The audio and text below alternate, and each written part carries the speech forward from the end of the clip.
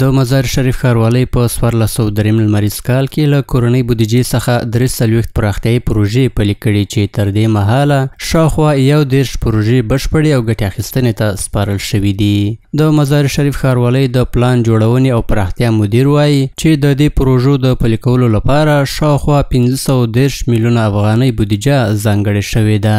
پیسه مردم است که ښاروالۍ چندین چشمه عوایدی داره، صفایی است، جواز است، تکس ساختمان است، است که از پیسه خود مردم است که خود مردم به مصرف میرسه و شامل این پروژه شامل قلیزی بود، کانکریزی است و جغل اندازی است و پل پلچک و ایناست که فضل خدا از 43 پروژه ان شاء الله که اضافه تر است 30 یا 32 به برابرداری سپرده شده. د ښاروالۍ د پلان جوړونې او پراختیا مدیر همداراز وویل هغه پروژې چې د یونفس دفتر لخوا د مزار شریف ښاروالۍ سره په همغږۍ پلي شوي د استنادي دیوالونو، سړکونو، پلونو او پلچکونو جوړول پکې شامل دي چې تر دې دمه 20 پروژې ګټې اخیستنې ته سپارل شوي دي. از یک سال به این سو بر ما مکتوبی آمد از مرکز که باید زیر اثر ښاروالۍ کار کنه.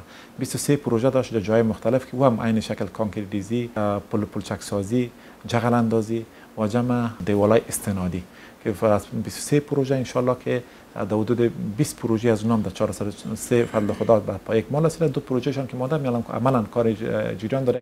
له بلې خوا د مزار شریف اوسیدونکي د ښاري زیربناو د پراختیا لپاره د دې پروژو پلي کول مهم ګڼي او په دې وروستیو کلونو کې د مزار شریف ښاروالۍ له پراخو فعالیتونو ستاینه کوي.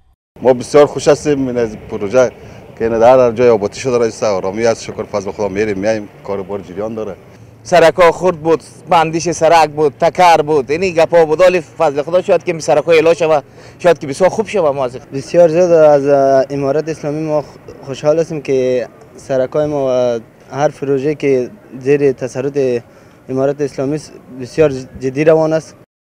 دا په داسې حال کې ده چې د مزار شریف ښاروالۍ په 1402 هجري لمریز کال کې له 100 څخه زیاتو پراختیایي پروژو له پلي کولو خبر ورکړی و چې مالي ارزښت یې 250 میلیونه افغانۍ ښودل شوی و.